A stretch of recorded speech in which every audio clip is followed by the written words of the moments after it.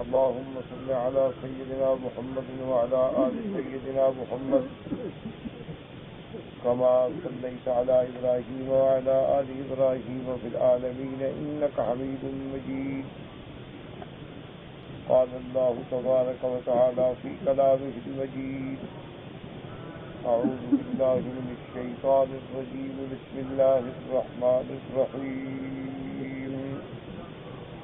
واتل ما أوحي إليك من كتاب ربك لا مبدل لكلماته ولن تجد من دونه ملتحدا. واصبر نفسك مع الذين يدعون ربهم بالغداة والعشي يريدون وجهه ولا تعد عيناك عنهم تريد زينة الحياة الدنيا ولا تطع من أغفلنا قلبه عن ذكرنا واتبع هواه وكان أمره فرطا. قال المؤلف المفسر رحمه الله تعالى: أدام النفع بعلومه وعلومكم في الدارين آمين. إلى أن قال: وقال الإمام أحمد: حدثنا محمد بن جعفر قال حدثنا شعبة عن أبي التياح قال سمعت أبا الجعد يحدث عن أبي أمامة رضي الله تعالى عنه قال: خرج رسول الله صلى الله عليه وسلم على قاص يقص فأمسك، فقال رسول الله صلى الله عليه وسلم: قص فلن أقعد غدوة إلى أن تشرق الشمس أحب إلي من أن أعتق 4 رقاب. وقال أحمد أيضا: حدثنا هاشم قال حدثنا شعبة عن عبد الملك بن ميسرة قال سمعت قردوس بن كيس وقال قاص العامة بالكوفة يقول: أخبرني رجل من أصحاب بدر أنه سمع النبي صلى الله عليه وسلم يقول: لأن أقعد في مثل هذا المجلس أحب إلي من أن أعتق 4 رقاب. قال شعبة: وقلت: أي مجلس؟ قال: كان قاصا. ابو مفسر رحمۃ اللہ علیہ اللہ تعالیٰ کی قرآن مقدس کی ان آیات مبارکہ میں تفسیر بیان فرما رہے ہیں کہ اللہ نے اپنے پاک پیغمبر کو حکم دیا کہ ایک تو آپ اللہ کے قرآن کی تلاوت فرمائیں اور دوسرا جو فقراء صحابہ آپ کے پاس ہیں آپ انہی کے ساتھ دل لگائیں، انہی کو اپنا ساتھی بنائیں، ان کی مجلس میں تشریف فرما ہوں، ان کو اپنے آپ سے کبھی دور نہ کریں، کیونکہ یہ اللہ کی رضا چاہتے ہیں، یہ اللہ کا فضل ڈھونڈتے ہیں، اور یہ ایمان، اخلاص، یقین سے آپ کے پاس بیٹھتے ہیں کہ دنیا دار جو ہیں ان کے تو اپنے مفادات ہیں، اپنے مقاصد ہیں، اپنی اغراض ہیں، وہ اغراض جب تک باقی ہیں دنیا دار کا تعلق باقی ہے، جس دن وہ غرض پوری ہو گئی دنیا دار کا تعلق بھی ختم ہو گیا۔ اس لیے اللہ نے حکم دیا کہ آپ فقراء کو ترجیح دیں ان اغنیاء پر، اور پھر خاص طور پہ یہ فقراء صحابہ جو ہیں یہ ایمان والے ہیں، وہ اغنیاء کفار جو ہیں وہ کفر والے ہیں، تو یہ زیادہ اولا ہیں بنسبت ان کے ایمان کی امید ہے، لیکن یہ تو پکے مومن ہیں، تو لہذا ایک امید پر حقیقی دوستوں کو چھوڑ دینا جو ہے وہ مناسب نہیں۔ اس لیے اللہ تبارک و تعالی نے حضور صلی اللہ علیہ وسلم کو حکم فرما دیا کہ آپ ان سے ہرگز نظریں نہ پھیریں، آپ دنیا کی خواہش نہ فرمائیں، دنیا کی تمنا نہ فرمائیں، دنیا والوں کی بات نہ سنیں، وہ تو اپنے خواہشات کے پیروکار ہوتے ہیں، لیکن یہ اللہ والے جو ہیں یبتغون فضلا من اللہ ورضوانا، تو اسی سے علماء نے فرمایا ہمیں یہ حکم ملتا ہے کہ ہم ہمیشہ اہل اللہ کی مجلس اختیار کریں، علماء کی صحبت اختیار کریں، قرآن پڑھنے والوں کی، حدیث پڑھنے والوں کی صحبت اختیار کریں، خیر کے کام والوں کی صحبت اختیار کریں، اور اشرار اور فجار کے تعلق سے بچیں۔ اب اس روایت میں امام احمد فرماتے ہیں، حضرت ابی امامہ رضی اللہ تعالیٰ عنہ صحابی ہیں، وہ روایت فرماتے ہیں کہ حضور صلی اللہ علیہ وسلم ایک مجلس سے گزرے، وہاں ایک آدمی بیٹھ کے قصہ بیان کر رہے ہیں۔ انہوں نے جب حضور صلی اللہ علیہ وسلم کو دیکھا چپ کر گئے کہ اللہ کے نبی آ گئے، اب میں کیسے بات کروں؟ تو حضور صلی اللہ علیہ وسلم نے فرمایا کہ بھائی تم جو بیان کر رہے تھے کرو، میں اس بات کو محبوب رکھتا ہوں کہ تھوڑا سا وقت جو ہے جیسے صبح سے سورج نکلنے تک ایسی مجالس میں بیٹھوں، یہ زیادہ بہتر ہے کہ میں 4 غلام خرید کر کے آزاد کروں۔ مانا یہ تھا کہ آپ نے ان کی مجلس کو ترجیح دی کہ یہ فقراء ہیں، صحابہ ہیں، ان میں ایک بندہ بیٹھا ہے، وہ ایک قصہ، صاف بات ہے کہ صحابہ کے قصے کو لغو تو نہیں ہو سکتا، اللہ نے بھی تو قرآن میں قصے بیان کروائے، نحن نقص علیک احسن القصص بما اوحینا الیک۔ اسی طرح امام احمد رحمۃ اللہ علیہ نے ایک اور سند سے روایت فرمائی ہے، وہ فرماتے ہیں کہ میں نے قردوس ابن قیس سے سنا، وَكَانَ قَاصَّ الْعَامَّةِ بِالْكُوفَةِ، وہ کوفے میں رہتے تھے اور عام لوگوں میں بیٹھ کے قصے بیان کرتے تھے۔ انہوں نے فرمایا کہ اخبرنی رجل من اصحاب بدر، مجھے ایک بدری صحابی نے یہ حدیث سنائی، انہ سمع النبی صلی اللہ علیہ وسلم یقول، حضور نے فرمایا کہ ایسی مجلس میں بیٹھنا مجھے پسند ہے 4 غلام آزاد کرنے سے بھی زیادہ۔ تو شعبہ فرماتے ہیں میں نے پوچھا کہ کون سی مجلس؟ انہوں نے فرمایا وہ مجلس جس میں اللہ کے قصص ہوں، اللہ کا ذکر ہو، دین کی باتیں ہوں۔ وقال ابو داود الطیالسی فی مسندیہ محمد قال حدثنا يزيد بن ابان عن انس رضي الله تعالى عنه قال قال رسول الله صلى الله عليه وسلم لأن أجالس قوما يذكرون الله من صلاة الغداة إلى طلوع الشمس أحب إلي مما طلعت عليه الشمس، ونذكر الله من صلاة العصر إلى غروب الشمس أحب إلي من آتي السماء والأرض إسرائيل دية كل واحد منهم 12,000 فصل ديتنا في مجلس أنس فبلغ 96,000، وها هنا من يقول 4 منهم بإسماعيل والله ما قال إلا 8 دية كل واحد منهم 12,000۔ ابو داؤد طیالسی رحمۃ اللہ علیہ نے اپنے مسند کے اندر یہ روایت نقل فرمائی ہے۔ حضرت انس رضی اللہ تعالیٰ عنہ فرماتے ہیں کہ حضور پاک صلی اللہ علیہ وسلم نے فرمایا لَأَنْ أُجَالِسَ قَوْمًا، میں ایسی قوم کے ساتھ بیٹھوں صبح کی نماز سے لے کر سورج نکلنے تک، یعنی اتنی تھوڑی دیر بیٹھ جاؤں اس مجلس میں، کون؟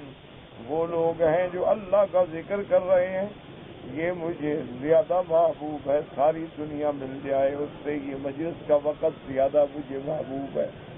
اور اسی طرح فرمایا وَلَأَنْ أَذْكُرَ اللَّهَ مِنْ صَلَاةِ الْعَصْرِ، اور اللہ کے ذکر کروں یا اللہ کے ذکر کرنے والوں کے ساتھ عصر سے لے کر سورج ڈوبنے تک بیٹھنا جو ہے، ولد اسماعیل سے 8 غلام خرید کے آزاد کرنے سے زیادہ محبوب ہے۔ ولد اسماعیل میں پہلے تو غلام ملتا ہے، اگر ملے تو کتنی قیمت ہوگی، جس کی دیت اس زمانے میں 12,000 تھی۔ اب اس کے بعد فرماتے ہیں کہ ہم حضرت انس کی مجلس میں بیٹھے تھے، فاصبنا، ہم نے ان کی دیتوں کا حساب کیا تو 96,000 یعنی 96,000 درہم اور اسی لیے بعض کہتے ہیں اربعۃ من جلد اسماعیل، لیکن انہوں نے فرمایا کہ نہیں، آپ نے ثمانیۃ من جلد اسماعیل فرمایا، تو مانا یہ ہوا کہ اللہ والوں کی مجلس، اللہ کے ذکر کرنے والوں کی مجلس، قرآن حدیث پڑھنے پڑھانے والوں کی مجلس جو ہے اس کی حضور نے اتنی قیمت بیان فرمائی ہے کہ بھئی 8 غلام لے کے آزاد کرنے سے اتنا وقت ان کے ساتھ بیٹھنا جو ہے وہ زیادہ ہے۔ تو اللہ تبارک و تعالیٰ کے اللہ والوں کی صحبت کا یہ اثر ہے۔ وقال الحافظ ابو بکر البزار حدثنا محمد بن اسحاق الحوازی قال حدثنا ابو احمد الزبیری قال حدثنا عبد بن ثابت عن علی بن الاکبر عن الاغربی مسلم وهو الكوفي أن رسول الله صلى الله عليه وسلم مر برجل يقرأ سورة الكهف فلما رأى النبي صلى الله عليه وسلم سكت فقال النبي صلى الله عليه وسلم الذي أمرت أن أصبر نفسي معهم۔ حضرت حافظ ابو بکر بزار نے اپنی مسند حدیث نقل فرمائی ہے کہ حضور صلی اللہ علیہ وسلم گزرے اور ایک آدمی سورۃ الکہف کی تلاوت فرما رہے تھے۔ جب انہوں نے حضور کو دیکھا تو چپ کر گئے۔ حضور نے فرمایا کہ یہ وہ مجلس ہے جس کے بارے میں اللہ نے مجھے حکم دیا ہے کہ میں ان کے ساتھ رہوں، یعنی جس مجلس میں قرآن ہے، درس ہے، تدریس ہے، اللہ کا ذکر ہے، یہ مجالس ہیں، ان کے ساتھ بیٹھو۔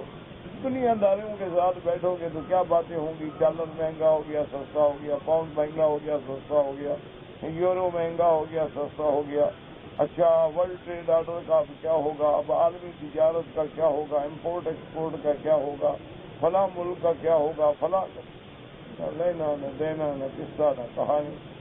لیکن جب اللہ کی مجلس میں بیٹھو گے، قرآن سنو گے، حدیث سنو گے، حضور صلی اللہ علیہ وسلم کا فرمان سنو گے، اور اس کے اثرات جو ہیں وہ اللہ دلوں پہ ڈالیں گے اور دل میں نور ایمان پیدا ہوگا، اور اللہ والوں کی مجلس میں پھر جو بیماریاں ہیں ان کے علاج ہیں۔ جیسے ڈاکٹر بیماریوں کو پہچانتے ہیں، اللہ والے جو ہیں وہ بھی روحانی بیماریوں کو پہچانتے ہیں، ان کو بھی پتہ ہوتا ہے کہ اس بندے میں کیا بیماری، اس بندے میں کیا بیماری اور اس کا کیا علاج کریں تو یہ بیچارہ ٹھیک ہو جائے۔ اس لیے ہمیشہ کوشش کریں کہ اچھے لوگوں کی صحبت اختیار کریں، اہل اللہ کی صحبت اختیار کریں، اللہ والوں کی صحبت اختیار کریں۔ باقی ابھی یہ شیطانی خیال ہوتا ہے جی وہ اللہ والے کہاں رہے تو ہم کیا ہیں، ہم بھی تو وہ نہیں رہے ہیں۔ اگر وہ اللہ والے نہیں رہے، پیر وہ نہیں رہے تو مرید بھی تو وہ نہیں رہے، اگر استاد وہ نہیں رہے تو شاگرد بھی تو وہ نہیں رہے۔ تو ہم جیسے ہیں، اگر اس دور میں بھی کوئی اللہ والا مل جائے، وہ اللہ کا ذکر والا مل جائے، وہ اللہ کے قرآن و حدیث بیان کرنے والا مل جائے تو سبحان اللہ، اس کا احترام کریں اور اس کی مجلس میں بیٹھیں اور فیض حاصل کریں۔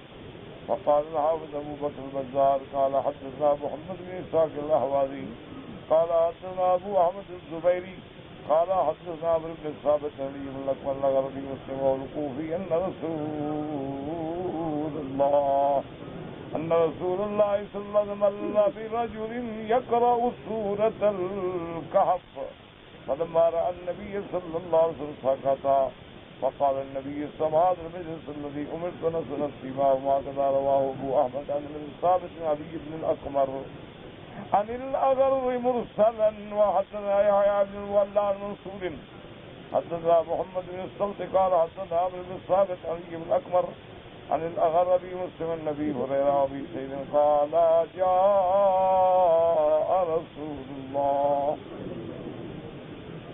صلى الله عليه وسلم رجل يقرأ سورة الحج وسورة الكهف سكت فقال رسول الله صلى الله عليه وسلم یعنی وہ سورۃ الحج پڑھ رہے تھے یا سورۃ الکہف پڑھ رہے تھے، حضور نے فرمایا مجھے اسی مجلس میں حکم دیا کہ ان کے ساتھ بیٹھوں۔ وقال الإمام أحمد بن محمد المكيل قال حدثنا ميمون المرئي قال حدثنا ميمون بن الصياح عن مالك رضي الله تعالى عنه عن رسول الله صلى الله عليه وسلم قال ما من قوم اجتمعوا يذكرون الله لا يريدون ذلك إلا وجهه إلا ناداهم مناد من السماء أن قوموا مغفورا لكم قد بدلت سيئاتكم حسنات۔ تفرد به امام احمد رحمہ اللہ تعالی امام احمد رحمۃ اللہ علیہ نے حضرت انس بن مالک رضی اللہ تعالیٰ عنہ سے روایت کی، حضور پاک نے فرمایا کہ کوئی قوم اللہ کے ذکر کے لیے، اللہ کے قرآن کے لیے اکٹھے ہوتے ہیں، لا یریدون بذلک الا وجہہ، صرف اللہ کی رضا چاہتے ہیں، الحمدللہ۔ لیکن ہم جو کٹے ہوئے تھے، کیا غلط آپ کو مجھ سے کیا غلط ہے، مجھے آپ سے کیا غلط؟ الحمدللہ خالص اللہ کے لیے ہے کہ ہم قرآن شریف پڑھیں، ہم درس سنیں، ہم تفسیر سنیں، ورنہ مجھے آپ کا نام نہیں آتا، آپ کو میرا پتہ نہیں، الحمدللہ۔ تو فرمایا کہ ایسی مجلس میں جب لوگ بیٹھتے ہیں تو اللہ کے حکم سے فرشتہ آواز دیتا ہے، اللہ فرماتے ہیں قوموا مغفورا لکم، اے مجلس والوں فارغ ہو کے جب اٹھو گے تمہارے گناہ بخش دیے گئے، قد بدلت سیئاتکم حسنات، تمہاری برائیوں کو بھی میں نیکیوں میں بدل ڈالوں گا۔ دعا کریں اللہ ہمارے گناہ معاف۔ تو یہ اہل ذکر کی مجلسوں کا فائدہ ہے میرے، لیکن دعا کرو کہ اللہ تبارک و تعالی صحبت صالح جو ہے وہ نصیب فرمائے۔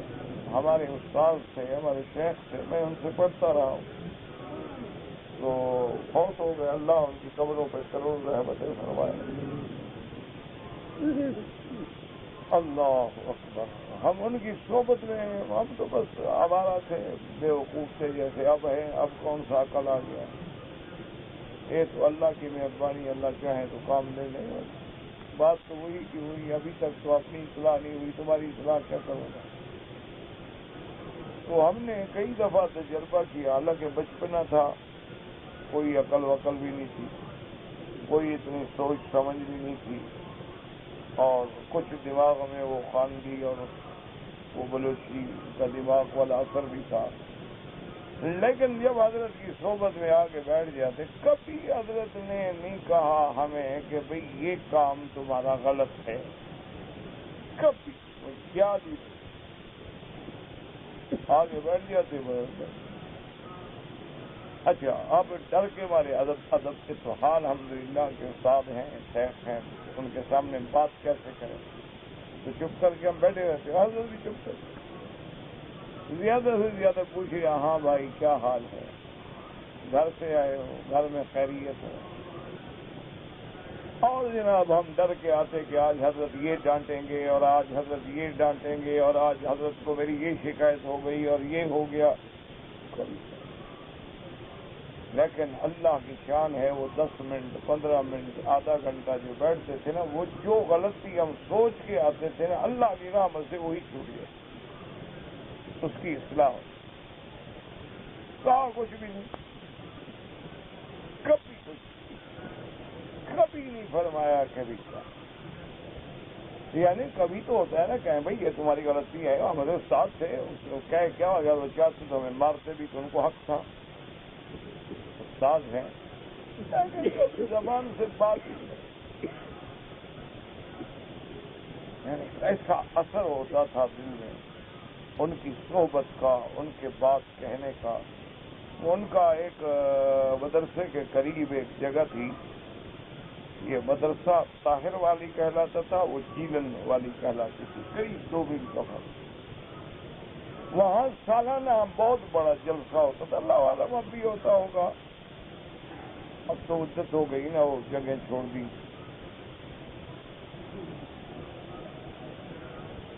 تو مجھے بالکل آج بھی یاد ہے کہ ایسے بس جیسے 2 لفظ ہی بات کی، فرمایا کہ وہ جلسہ ہے، تم نے جلسے پہ آنا بھائی، بس 2 لفظ۔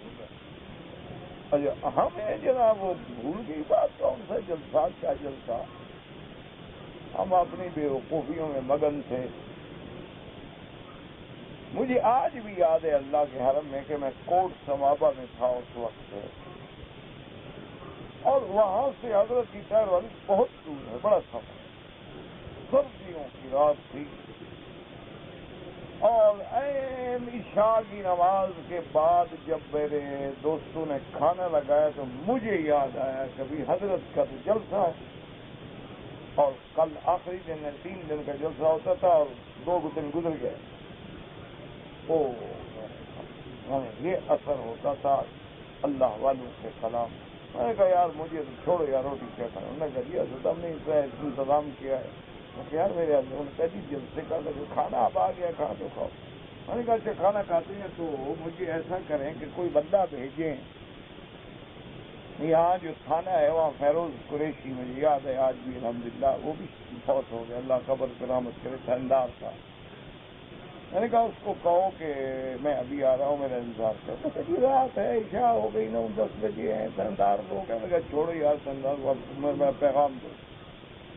وہ بالکل سڑک کے اوپر مجھے یاد ہے وہ تھانہ ہے مین جو KLP روڈ ہے کراچی لاہور پشاور اس کے اوپر کوٹ سماوے کا تھانہ ہے. تو میں گیا تو قریشی صاحب بیچارے انتظار میں بیٹھے تھے. خیر تو ہے میں نے کہا پھر بات ہی ہے میرے استاد کا جلسہ ہے. بسیں ہیں کوئی نہیں میرے پاس گاڑی نہیں جیپ نہیں موٹر نہیں. مجھے کسی بھی شکل میں طاہر والی پہنچاؤ. میرا استاد ہے اگر ناراض ہو گیا میں تو برباد ہوں. اگر استاد ناراض ہو گیا میں تو گیا تھا. انہوں نے کہا مجھے جاؤ کون سی ایسی بڑی بات ہے. ہم ابھی سڑک پہ چلتے ہیں میں ٹرک روکتا ہوں اور سیدھی ٹرک KLP روڈ پہ جا رہے ہیں اور آپ کا مدرسہ جو ہے وہ بھی طاہر والی KLP روڈ پہ ہے تو آپ کو اتاریں گے وہ مسئلہ ہی نہیں. تو ایسا کرو یار کل جلسہ ہے تو رات آرام کرو اللہ کے بندے تمہارا دماغ خراب ہو گیا. آرام سے سو جاؤ. صبح کی نماز کے بعد آپ کو گاڑی میں یا بس میں ٹرک میں جیپ میں کوئی نہ انتظام کر کے میں ہمارے قابل نہیں. میرے استادوں کا مدرسہ ہے جلسہ ہے اگر لیٹ ہو گیا تو میں تو گیا تھا. اس بیچارے نے جناب وردی پہنی 2 سپاہی تیار کیے سڑک پہ کھڑا ہوا ٹرک روکا ان کے سارے کاغذات چھین لیے. بھئی یہ کاغذات تھانے پہ جمع رہیں گے مکی صاحب سے کارڈ لاؤ گے تو لے جاؤ گے. ان کو عزت سے وہاں پہنچا. ان کو راستے میں خبردار کو تکلیف دی. انہوں نے کہا جی اب کاغذ آپ کے پاس ہیں تکلیف کیا ہو. ہم تو انشاءاللہ وہ بیچارے ہمیں چائے بھی پلاتے رہے اور رات کے پتہ نہیں 2 بجے 2:30 بجے 3 بجے کے قریب جناب ہم مدرسے رہے. آج بھی آج اللہ مستاذوں کے اساتذہ کی قبر پہ کروڑوں کیا ہم لوگ کیا تھے. بس ان کی محبت تھی شفقت تھی نظر تھی دعائیں تھیں کہ آج اللہ نے ہم سے یہ کام کیا ورنہ منع نب سے من ظالم ہم چاہتے. اللہ اکبر بڑے خوش ہوئے استاد بڑی دعا. مجھے یاد ہے آخری تقریر میری اور تقریر ختم کر کے عصر کی نماز ہوئی تو میں نماز پڑھ کے جلدی بھاگ گیا وہاں سے جلسے والی جگہ. جلسے والے میرے دوست تھے سارے تو ان کو میں نے کہا مجھے چائے کا کیونکہ بیماری ہے چائے پیوں تو بہترین پہلے میں نے کہہ دیا تھا کہ نماز کے بعد کیوں میں آؤں نہ تو چائے تیار ہو اور میرے منشے کے مزاج کے مطابق ہو. وہ میرے دوست نے کہا جی بالکل فکر نہ کریں اب چائے تیار ہو. ہم نے چائے رکھی ابھی ہم جناب ابھی پیاری منہ کو لگا استاد اور پھر کیا چائے گئی کہاں سے آئی تھی. تو استادوں کو فقیر ہو چائے پیو پیو پیو. صاحب آپ آ گئے آپ پیو. میں تو چائے پیتا نہیں ہوں. میں آپ کے پاس آیا ہوں سفارش کرنے کے لیے میری سفارش مانو گے. حضرت کی عقل فرمائے میں آپ کے حکم سے ساری رات کا جاگا ہوا. آپ حکم فرمائیں کہ رات یہاں رہو اور پھر تقریر کرو. حضرت 3 دن ہو گئے جلسہ ختم ہو گیا آخری تقریر بھی میری ہو گئی تو بہرحال کہتے ہیں نہیں بھائی وہ اصل بات یہ ہے کہ اس علاقے کی تمنا ہے کہ آپ آج رات پھر تقریر سنائیں. اور دوسرا کہنے لگے بات یہ ہے کہ تمہاری دادی جو ہے نا وہ بھی ضد کر کے بیٹھی ہوئی ہے کہ رات کہو میرے بیٹے کو تقریر کرے اور میں تمہارے ساتھ نہیں جاتی تقریر سن کے آؤں. کہاں سے یہ شفقت ہم لائے کہاں سے وہ لوگ لائے. قبروں میں سو گئے اللہ ان کی قبروں کو باغ جنت بنائے. یہ ان کی صحبتیں تھیں ان کی دعائیں تھیں اور ان کی محنتیں تھیں کہ اللہ کے آگے جب وہ تہجد میں روتے تھے نا تو وہ دعائیں ہمارے کام آ گئے. اللہ اکبر. بس دعا کرو اللہ والوں کی صحبت اختیار.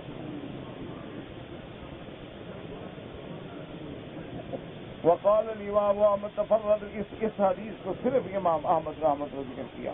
وقال الطبراني حدثنا اسماعيل بن الحسن قال حدثنا احمد بن صالح قال حدثنا ابن وهب بن نصابة بن زيد بن ابي حازم بن عبد الرحمن بن سعد بن حنيف قال نزلت على رسول الله صلى الله عليه وسلم واصبر نفسك مع الذين يدعون ربهم بالغداة والعشي فخرج يلتمس بين قوم يذكرون الله تعالى منهم صائر الرجال جاء في الجلد والصوب الواحد لما رمز السماء وقال الذي جعل في أمتي من آمن يسر معهم عبد الرحمن هذا ذكر أبو بكر به داود الصحابة وأما أبو السادة الصحابة رضوان الله تعالى عليهم أجمعين. اس حدیث سے مبارک میں آتا ہے حضرت ابی حاتم سے روایت ہے، وہ حضرت عبد الرحمن بن سعد بن حنیف سے فرماتی ہیں کہ جب حضور پہ یہ آیت اتری وَاصْبِرْ نَفْسَكَ مَعَ الَّذِينَ يَدْعُونَ رَبَّهُمْ بِالْغَدَاةِ وَالْعَشِيِّ، کہ حضور پہ جب یہ آیت اتری، حضور اپنے گھر میں تھے، حضور اسی وقت اٹھے اور مسجد میں آ کے تلاوت فرمایا. فرماتے ہیں کہ جب آپ آئے تو ایسے صحابہ کی جماعت بیٹھی تھی، سائر الراس، جن کے بال جو تھے بکھرے ہوئے تھے، تیل ہے جعفر جلد چمڑے خشک ہوتے. اللہ اکبر. ایسے بھی صحابہ تھے الثوب الواحد، جن کے پاس ایک ہی کپڑا تھا، وہی گلے میں باندھا ہوا ہے، وہی چادر کے طور پہ ہے. فلما رآہم، جب حضور نے اپنے ان فقراء صحابہ کو دیکھا تو حضور ان کے پاس آ کے بیٹھ گئے اور فرمایا الحمدللہ الذی جعل فی امتی.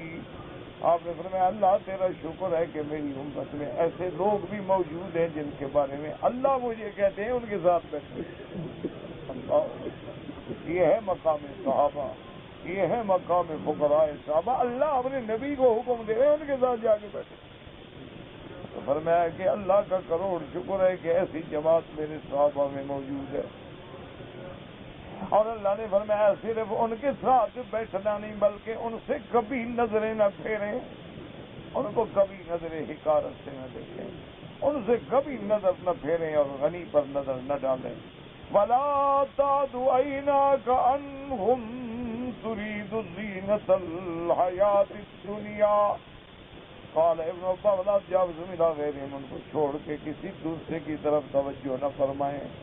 تطلب بدلهم اصحاب الشرف والثروة، ان غریبوں کو چھوڑ کے کبھی تمنا نہ کریں کہ بڑے آدمی میری مجلس میں آئیں، غنی لوگ میری مجلس میں آئیں، بڑے لوگ میری مجلس میں بیٹھیں. کبھی سوچیں ہی نہ. اللہ کو یہ غریب پیارے ہیں، اللہ کو یہ بکھرے بالوں والے اور یہ میلے کپڑوں والے، ان میں موتی چھپے ہوتے ہیں، ان میں لال چھپے ہوتے ہیں اور بندے کو پتہ بھی نہیں چلتا.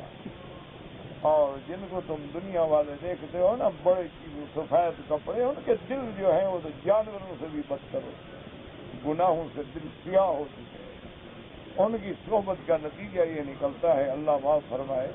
یعنی مجھے ابھی یاد ہے، میں کوئی اپنی بزرگی نہیں بیان کر، اللہ معاف کرے، نہ میں بزرگ ہوں، نہ میں پیر شیر ہوں، نہ میں کچھ ہوں. میں ایک طالب العلم ہوں، ایک اپنی بیتی ہوئی بات آپ کو بتا رہا ہوں. میں سفر میں جب تھا تو مجھے ایک دوست نے بڑا مجبور کیا کہ آج رات آپ میرے گھر میں رہیں. میں نے بڑا اصرار کیا کہ بھائی میں جہاں ٹھہرا ہوا ہوں مجھے مہربانی کرو، اجازت دو. بس مہربانی کرو، میرا بھی تو کوئی لاٹ ہے. وہ بہت بڑے آدمی، میں نے بڑی کوشش کی لیکن وہ بھی ضد میں آ گئے. اور اس بڑے آدمی کے گھر میں رہنے کا نتیجہ کیا نکلا کہ صبح کی نماز جو تھی وہ قضا پڑی اور اکیلے کو. حالانکہ میرے خیال میں کو 20 نوکر جو ہیں وہ تو گیٹ کے باہر کھڑے ہوں گے پہرا دینے والے. مجھے کیا پتا کہاں جانا ہے، کس کو بلاؤں. نہ کسی نے اٹھایا نہ جگایا. 2 بجے رات کے بعد سوئے، تھکے ہوئے، سفر کے مارے ہوئے سو گئے. نہ وہ تو بڑے آدمی تھے، وہ تو ویسے بھی 11 بجے شاید اٹھتے ہوں گے. تو بہرحال مشکل سے نماز قضا کی. اور پھر میں جب دن ہو گیا، نوکر ہے سائیں چائے چھوڑو، بس گاڑی سے نکالو، مجھے پہنچا. میں چلا گیا تو بعد میں بیچارے حضرت صاحب کیسے تو آپ ناشتے یار میری نماز چلی گئی تم ناشتے کا فکر کر رہے، یہ تمہارے گھر کی نحوست ہے، اسی لیے میں کہتا تھا کہ تمہارے گھر میں نہیں رہتا، کیونکہ صاف بات ہے میرا بھائی، جس گھر میں فلمیں چلتی ہوں، ڈش چلتے ہوں، انٹرنیٹ چلتے ہوں، شراب کباب شباب، وہاں نمازیں کیا ہوں؟ وہاں تو شیطان نے ڈیوا لگا دیا ہوتا ہے۔ اور جس گھر میں جس مکان میں تم جاؤ اور تمہیں صبح کو نماز کے لیے تہجد کے لیے خود نیند کھل جائے، دل کرے کہ اٹھ کے نماز پڑھو، سمجھو کہ اس گھر میں کوئی اللہ والا ہے، اللہ کا ذکر کرتا ہے۔ اسی لیے صحیح حدیث مبارک میں آتا ہے نا کہ حضور نے حضرت بلال کو بلایا اور آپ نے فرمایا کہ بلال سارے صحابہ سفر میں ہیں، تھکے ہوئے، تھوڑا سا وقت ہے آرام کرنے کے لیے، تم بیٹھ جاؤ، جو ہی وقت ہو اذان دینا تاکہ نماز نہ چلی جائے۔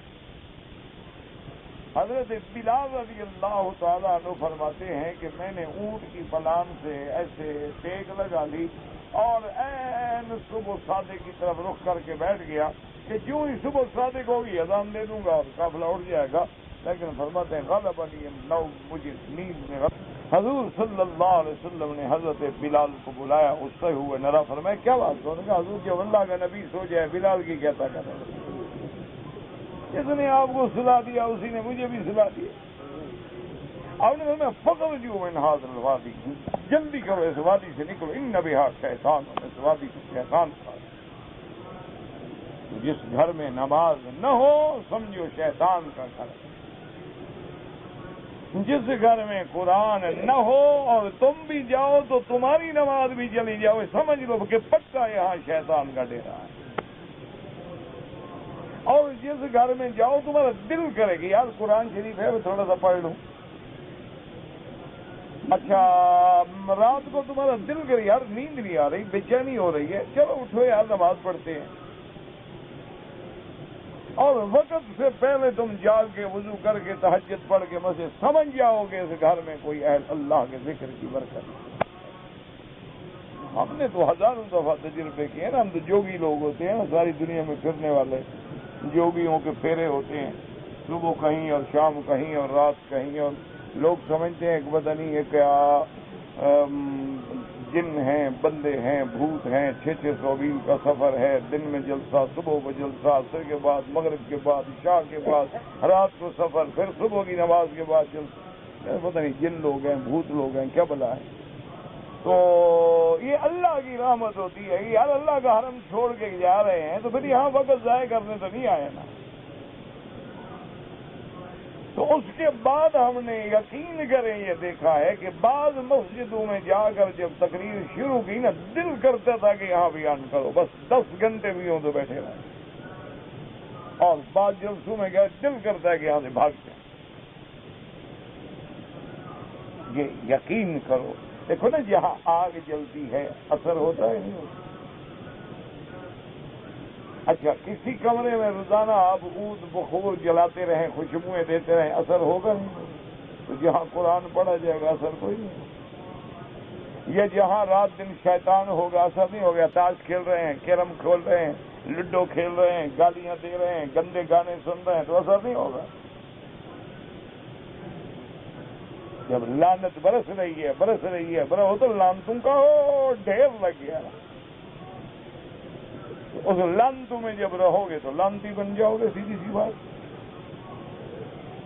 اور جہاں قرآن ہوگا کہ بیوی قرآن پڑھ رہی ہے، بیٹی قرآن پڑھ رہی ہے، بچے قرآن پڑھ رہے ہیں، بوڑھا قرآن پڑھ رہا ہے، بوڑھی قرآن پڑھ رہی ہے، گھر میں ذکر ہے، قرآن ہے، مطالعہ ہے، حدیث ہے، وہ تو اللہ کی رحمتیں برس رہی ہیں تو اثر کیسے نہیں ہوگا؟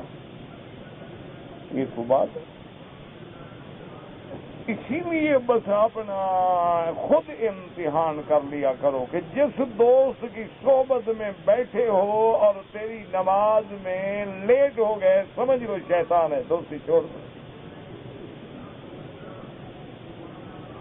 اور جس دوست کی صحبت میں جب بیٹھو تو نماز فوراً ملتی ہے، جماعت ملتی ہے، مسجد ملتی ہے، سمجھ لو اللہ والا آدمی ہے، اسی کی صحبت ہے۔ بس یہ آسان بات ہے کہ جہاں کپڑے جلتے ہوں وہاں آگ ہے، جہاں خوشبو آتی ہو وہاں کوئی عطر والا ہے، سیدھی سی بات ہے نا۔ اسی لیے شیخ سعدی نے مثال دی نا کہ میں نے جو مٹی اٹھائی تو دیکھا تو خوشبو، ہونے کا یہ خوشبو کہاں سے آ گئی؟ تو اس نے کہا جمالے ہم نے چھین در من نثر کر وگرنہ من ہما خاکم کے ہستم۔ تو بابا پھول پڑے رہے اس کی وجہ سے خوشبو ہے، میں تو مٹی ہوں، میں کیا ہوں؟ جہاں پھول پڑا ہوگا خوشبو آئے گی، جہاں گندگی لگی ہوگی بدبو آئے گی۔ آپ اپنے گھر میں دیکھیں نا، اگر کسی کپڑے کو گندگی لگ جائے سارے گھر میں بدبو ہوگی۔ اور آپ جناب اگر گھر میں کہیں تھوڑا سا عود جلا دیں، لبان جلا دیں، کوئی تھوڑا سا عطر چھڑک دیں، کوئی ایئر فریشنر مار دیں، باہر سے جائیں گے نیچے سیڑھیوں میں جائیں گے تو خوشبو آ رہی ہے۔ اسی لیے اللہ کا قرآن جو ہے یہ رحمت ہے، اور شیطانی مجلسیں جو ہیں وہ عذاب ہیں۔ اب تمہاری مرضی ہے، رحمتوں کی مجلس اختیار کرو یا اللہ کے عذاب کی مجلس اختیار کرو۔ اب اللہ نے حکم دیا میرے مدنی ان کے علاوہ کسی بڑے کو دیکھو ہی نہیں۔ وَلَا تَعْدُ عَيْنَاكَ عَنْهُمْ تُرِيدُ زِينَةَ الْحَيَاةِ الدُّنْيَا أي ولا تجاوزهم إلى غيرهم، یعنی تطلب بدلهم مصاب الشر والثروت۔ ان غریبوں کو چھوڑ کے کسی بڑے کی امید نہ کریں۔ بعض لوگ فرماتے ہیں حضور کے دل میں خیال آیا اس لیے تنبیہ آئی، اور بعض علماء فرماتے ہیں کہ خطاب حضور کو ہوتا ہے اور تنبیہ امت کو ہوتی ہے، سبق دیا جاتا ہے۔ وَلَا تُطِعْ مَنْ أَغْفَلْنَا قَلْبَهُ عَنْ ذِكْرِنَا، ایسا کی بات ربی دنیا، اور اس کے ساتھ کبھی اس کی بات نہ مانیں، اس کے ساتھ نہ رہیں جن کے دل کو ہم نے اپنی یاد سے غافل کر دیا، یعنی جو ہر وقت دنیا دنیا دنیا دنیا، کاروبار کاروبار کاروبار کاروبار، اللہ کا ذکر ہی نہیں ہے، تو اس کو اللہ نے دور کر دیا۔ اللہ نے اپنے ذکر میں ان کے ساتھ نہ بیٹھے۔ وَكَانَ أَمْرُهُ فُرُطًا، اور ان کا ہر غم جو ہے وہ ضائع ہے۔ اے اعمالہ وافعالہ صفح وتفریط وضیاء، اس کے عمل ہوں اس کے افعال ہوں سب ضائع ہونے والے۔ ولا تکن مطیعا لہ ولا محبا لطریقتہ، ایسے لوگوں کی کبھی بات نہ مانیں، ایسے لوگوں کے راستے پہ کبھی نہ چلیں، ان سے کبھی محبت نہ کریں۔ ولا تغبط بما ہوا فیہ، اور جو کچھ ہم نے اس کو دنیا دے رکھی ہے اس پہ کوئی حسد کوئی غبطہ نہ کریں۔ ولا تمدن عینیک الی ما متعنا به ازواجا منہم زہرۃ الحیاۃ الدنیا لنفتنہم فیہ ورزق ربک خیر وابقی۔ اللہ نے فرمایا میرا بدری، آپ ان کی طرف اپنی نظریں بھی نہ پھرائیں جن کو ہم نے دنیا کی لذت دے رکھی ہے۔ یہ دنیا کی کیوں ہے؟ لنفتنہم، اسی میں ہم ان کا امتحان کر رہے ہیں۔ ورزق ربک خیر وابقی، اور تیرے رب کی طرف سے جو تیرا رزق ہے جو حلال ہے وہ بہتر بھی ہے اور ہمیشہ رہنے والا بھی ہے۔ تو ہمیشہ اللہ والوں کی مجلس اختیار کریں، اہل اللہ کی صحبت اختیار کریں، اور بڑے لوگوں سے اور برے لوگوں سے بچیں۔ اللہ آپ کو بھی اور مجھے بھی بچائے اور صالحین کی صحبت نصیب کروائے۔ میرا دوست ریاض سے آیا، اس نے احرام نہیں باندھا، پھر مسجد عمرہ سے احرام باندھا۔ میرا بھائی دیکھو نا، اگر اس کی نیت عمرہ نہیں تھی تو پھر وہ مسجد عمرہ سے بھی تو احرام نہ باندھتا نا، اس کا معنی ہے کہ نیت عمرہ تھی، لیکن وہ میقات سے بغیر احرام کے گزر آیا تب پڑ گئی۔ اچھا اب دیکھو جناب، اس نے احرام تو باندھا، اس نے احرام باندھنے کے بعد طواف کیا، طواف کر کے احرام کھول دیا، صفا مروا دوڑا ہی نہیں، سر مڑایا پھر صفا مروا دوڑا۔ اللہ کے بندے، اگر پہلے مسئلہ پوچھ لو تو غلطی کیوں ہو اور دم کیوں پڑے؟ اب آپ نے چونکہ طواف کر کے سر مڑا دیا، صفا مروا نہیں دوڑے، دم پڑ گیا، ایک دم آپ کا وہ ہو گیا جو میقات سے تجاوز کیا، ایک دم آپ کا وہ ہو گیا جو آپ نے طواف کے بعد سر مڑا دیا اور صفا مروا نہیں دوڑے۔ اس لیے میرا عزیز بات کو سمجھا کریں کہ اگر آپ ریاض سے، ملک سے، کسی جگہ سے مکہ آ رہے ہیں، مدینہ منورہ آ رہے ہیں، تو 5 منٹ کے لیے کسی عالم کے پاس چلے جائیں کہ حضرت میں نے مکہ جانا ہے، احرام کیا ہوتا ہے، عمرہ کیا ہوتا ہے، میں نے کیا کرنا ہے، اور حضرت میں نے مدینہ شریف جانا ہے، میں زیارت کیسے کروں، میں صلاۃ و سلام کیسے پڑھوں، میں مسجد نبوی میں کیسے جاؤں، مہربانی 5 منٹ کی بات ہے، وہ سمجھا دیں گے، آپ غلطی نہیں کریں گے۔ وہاں سے تو آپ اپنے عقل سے چل پڑتے ہیں، چھوڑو جی لوگ کرتے ہیں ہم بھی کر لیں گے، یار ہم کو بے وقوف ہے، نہیں جناب آپ کو بے وقوف نہیں ہے، بے وقوف تو وہ ہے جو مسئلے بتا رہے ہیں، آپ تو عقل والے ہیں ماشاءاللہ۔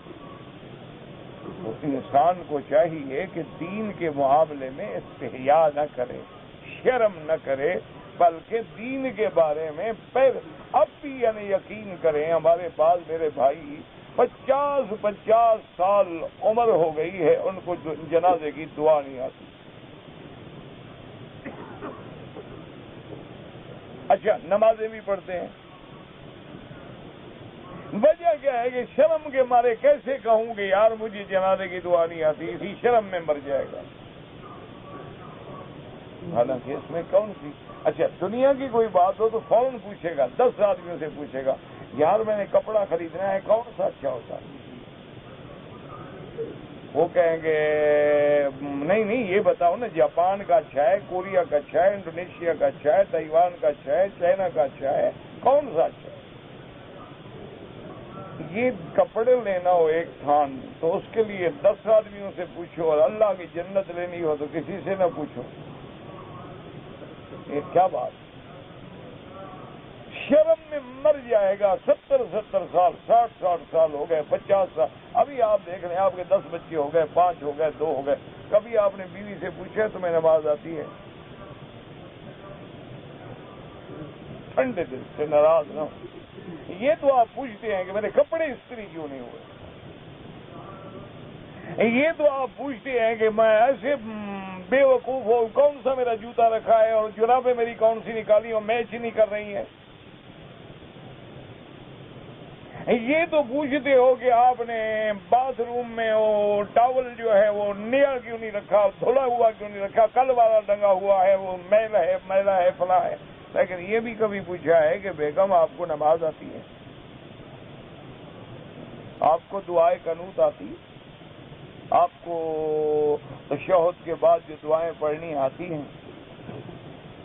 اور پوچھوں تو میں تب جب مجھے بھی آتی ہوں، جب وہ مجھ سے کہہ دے کہ اچھا نہیں آتی تم سکھاؤ، تو آتی تو مجھے بھی نہیں، بیگم سے کیا پوچھوں گا، دونوں اچھا ہے کہ دونوں فارے۔ انا للہ و انا الیہ راجعون، یا اسی لیے ہے قوا انفسکم و اہلیکم نارا، اپنے آپ کو اور اہل کو جہنم سے بچاؤ۔ کیسے بچاؤ گے؟ کہ خود بھی نماز سیکھو، گھر والوں کو بھی سکھاؤ، خود بھی قرآن پڑھو، گھر والوں کو بھی پڑھاؤ، خود بھی حیا کرو، گھر والوں کو بھی حیا سکھاؤ، چھوٹے بچوں کی تربیت کرو، ابھی سے انگلی لے کے مسجد میں لاؤ تاکہ بڑے ہو کے تیرے لیے بے حیا نہ بنے، پریشانی کا ذریعہ نہ بنے۔ ابھی تم نے آزاد چھوڑا ہوا، انٹرنیٹ پہ بیٹھے ہیں، فلمیں دیکھ رہے ہیں، اور جی ڈسٹرب نہ کرو جی، بچوں کو چھوڑو جی، چھوڑو جی، بچے ہیں جی، یہی بچے بڑے ہو گے انشاءاللہ پھر تیرا منہ کالا کریں گے۔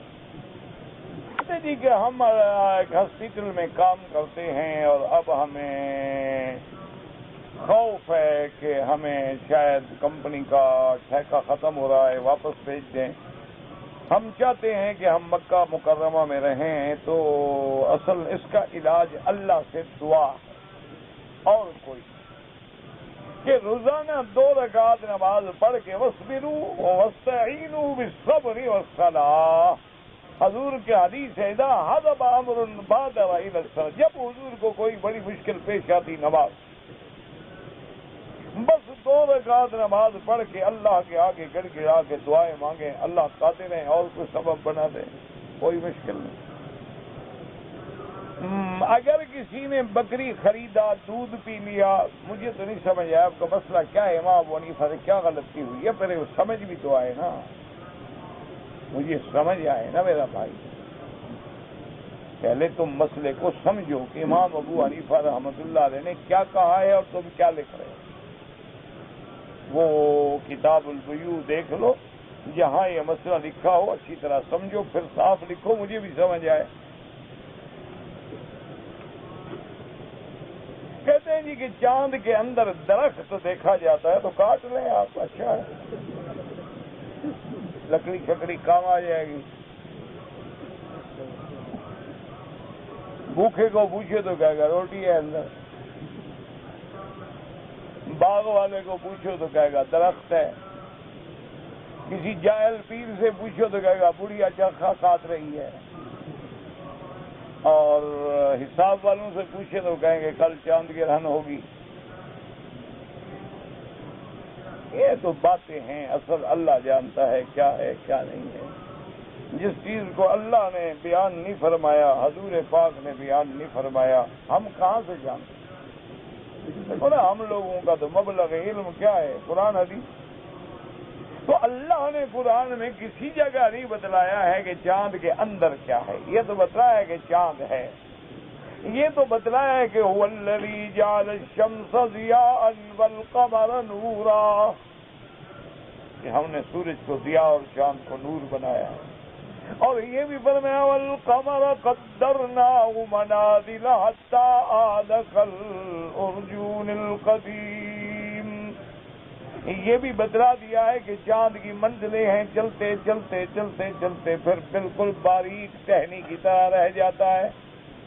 یہ بھی بتلایا ہے کہ یسألونک عن الاہلہ، کہ چاند کے بارے میں کیا ہے، قل ہی مواقیت للناس، اور یہ بھی فرمایا ہے کہ چاند اور سورج بے نور ہو جاتے ہیں، جن کو چاند گرہن کہتے ہو، سورج گرہن کہتے ہو۔ صحابہ نے پوچھا کہ یا رسول اللہ یہ کیا وجہ ہے؟ بعض کہتے ہیں کسی کی موت کی وجہ سے۔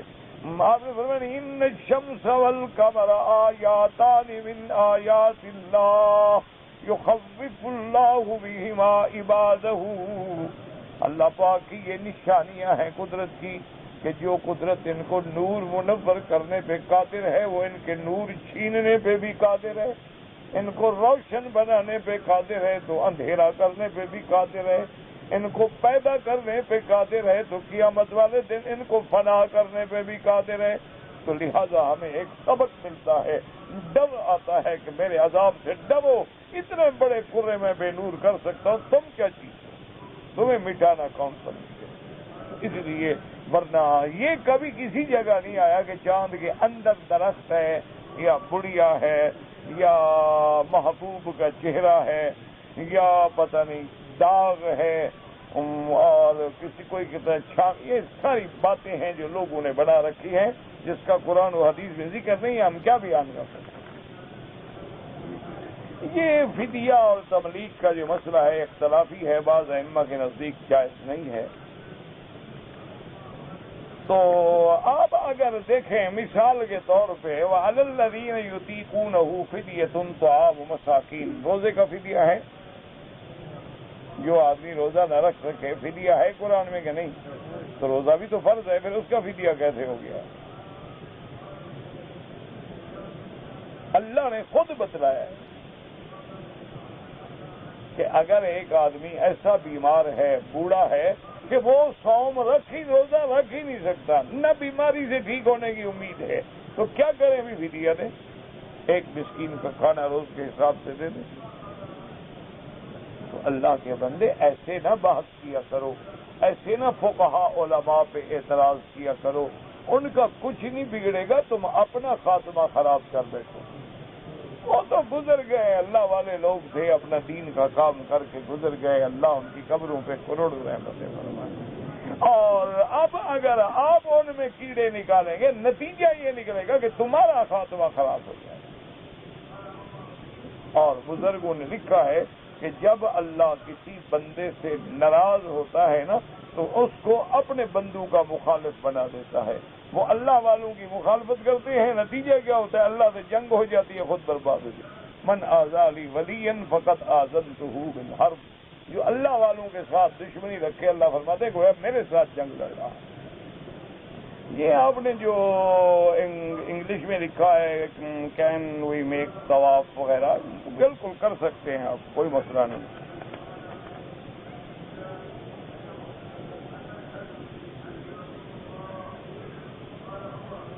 میری ایک کمپنی میں صفائی کی کمپنی میں ڈیوٹی ہے اور میری رات کو ڈیوٹی تھی، لہذا میں نے رات مینا میں نہیں گزاری، بلکہ میں ظہر کے بعد جا کے کنکریاں تو مار آتا تھا، لیکن رات مینا میں نہیں رہتا تھا۔ کوئی بات نہیں، جن لوگوں کی ڈیوٹی ہے، ملازم ہیں، بیمار ہیں، معذور ہیں، وہ اگر مینا میں رات نہ گزاریں یا مزدلفہ بھی نہ گزاریں تو ان پہ کوئی دم نہیں پڑتا۔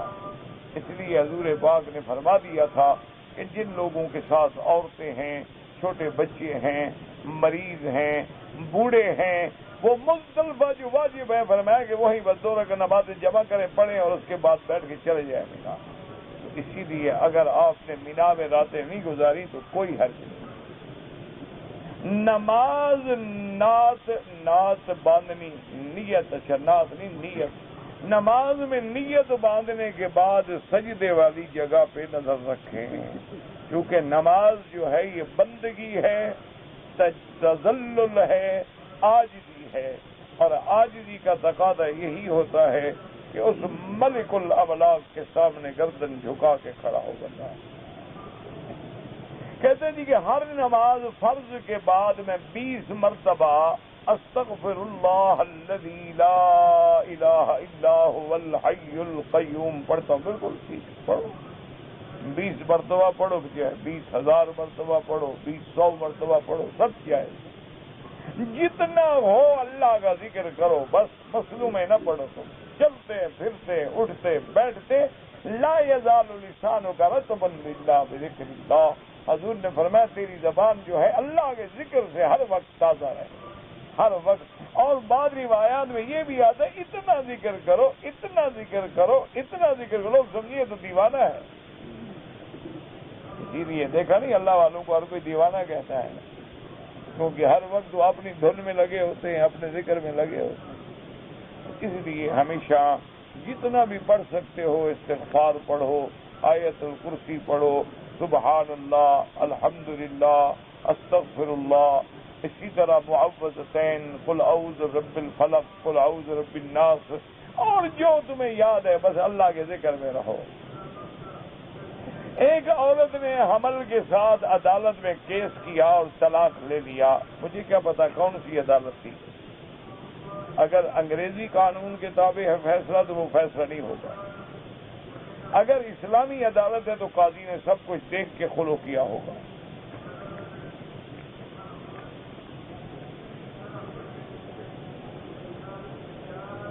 کہتے ہیں کہ بہت سارے ہمارے بھائی جو ہیں وہ نمازیوں کے آگے گزرتے ہیں اور پرواہ نہیں کرتے، بہت بڑی غلطی ہے۔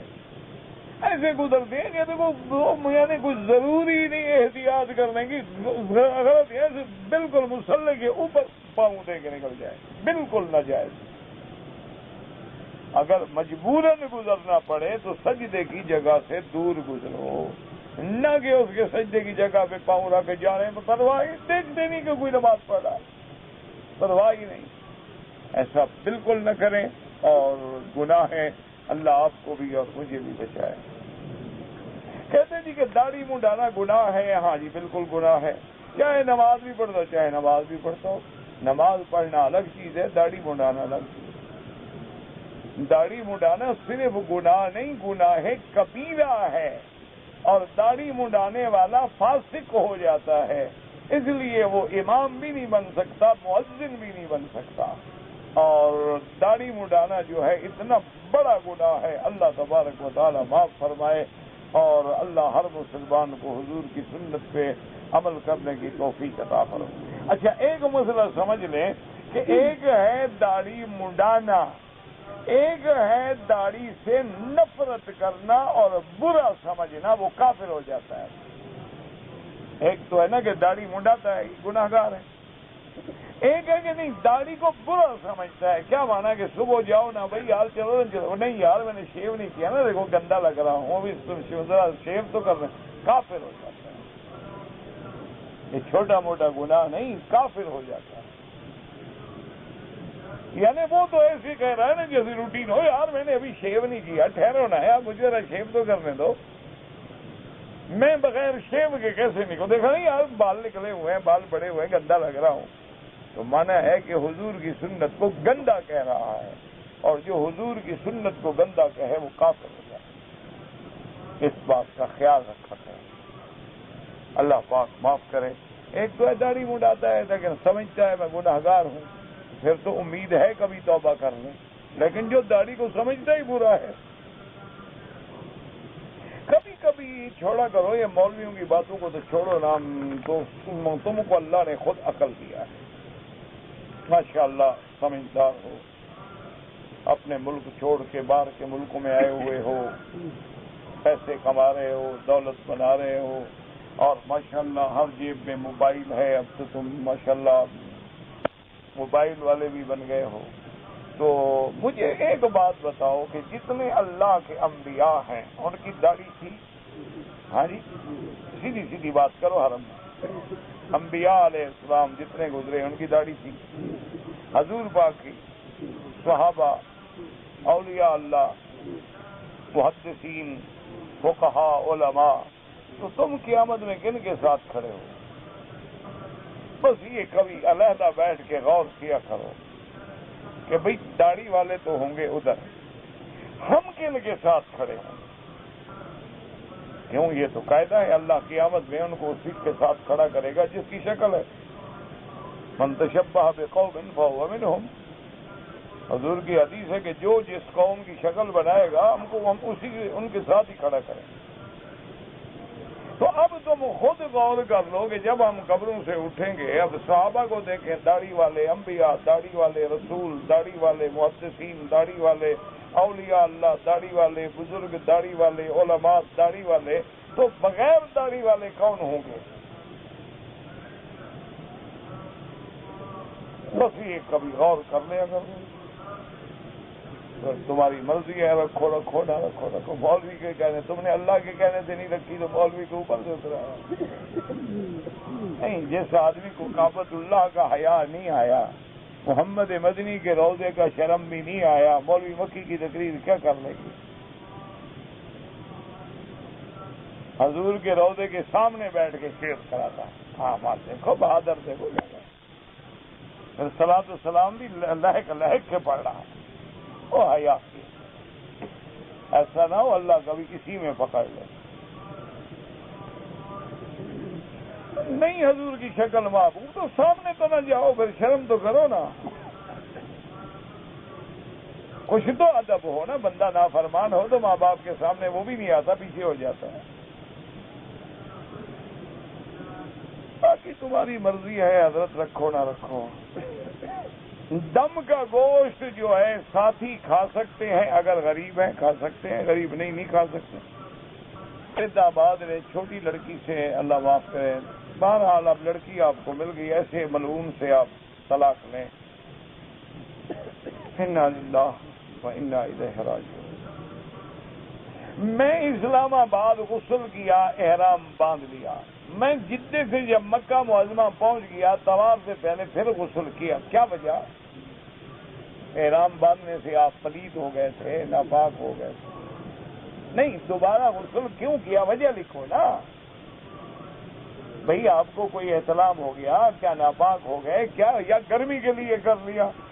کوئی حرج نہیں، کوئی بات نہیں، انسان ہے، گرمی ہے، سفر ہے، آیا اس نے کہا چلو بس فریش ہو جاؤں، تیار ہو کے پھر طواف کروں، کوئی بات نہیں۔ لیکن اگر خوشبو والا صابن نے استعمال کیا دم بڑھ جائے گا، وجہ لکھو نا، تم نے دوبارہ غسل کیوں کیا؟ لڑکی بغیر ولی کے نکاح نہ کرے، اولیاء کے بغیر نکاح نہ کرے۔ وہ بعض علماء کہیں گے کہ ہو جاتا ہے، لیکن وہ بھی کہتے ہیں کہ نکاح نہ کرے۔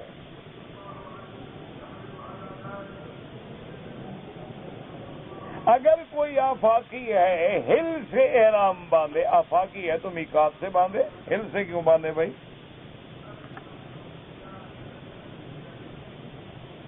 تبلیغی جماعت میں ایک چلہ پورا کریں، نہ کرو، تمہیں تکلیف ہے تو کیا وہ کیا تبلیغی جماعت والے کیا کرتے ہیں؟ چلے میں چوری سکھاتے ہیں، ڈاکہ سکھاتے ہیں، سگریٹ پینا سکھاتے ہیں، داڑھی مڈانا سکھاتے ہیں، کیا کرتے کیا ہے؟ میں تو کبھی گیا نہیں۔ اگر کوئی برائی سکھاتے ہیں پھر نہ جاؤ،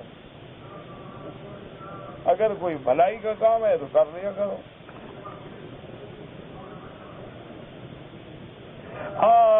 سنت اور نفل نماز گھر میں پڑھے تو اچھا ہے، تاکہ گھروں کو آباد کرو، گھروں میں اللہ کا ذکر ہو، قرآن ہو، نماز. ناف کے نیچے ہاتھ باندھنا بالکل جائز ہے، ناف پہ باندھنا جائز ہے، سینے پہ باندھنا جائز ہے، کوئی مسئلہ نہیں.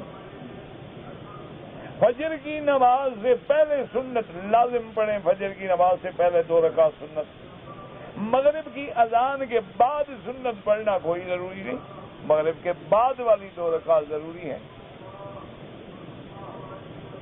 وطر کے بعد کوئی نفل نہیں ہوتا، پہلے نفل پڑھیں، آخر میں وطر پڑھیں. اگر عمرہ کریں ہم کسی مردہ کے لیے، آپ کریں اپنے لیے، جب فارغ ہو جائیں دعا کریں کہ اللہ اس کا ثواب فلاں کو عطا فرما، اللہ عطا فرمائیں گے انشاءاللہ.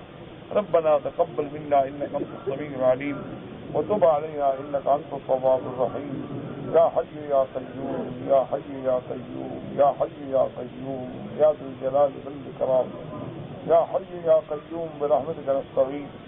اللهم اصلحنا واصلح بنا واصلح اولادنا واولاد المسلمين. اللهم اصلح شبابنا وشباب المسلمين. اللهم اصلح ذرياتنا وذريات المسلمين. اللهم اصلح لنا احوالنا واحوال المسلمين. اللهم اصلح لنا شاننا كلها ولا تكلنا الى انفسنا طرفة عين قط ولا اقل من ذلك. اللهم يسر امورنا فرج همومنا اقض حاجاتنا يا قاضي الحاجات. وصلى الله تعالى على خير خلقه سيدنا محمد وعلى آله واصحابه.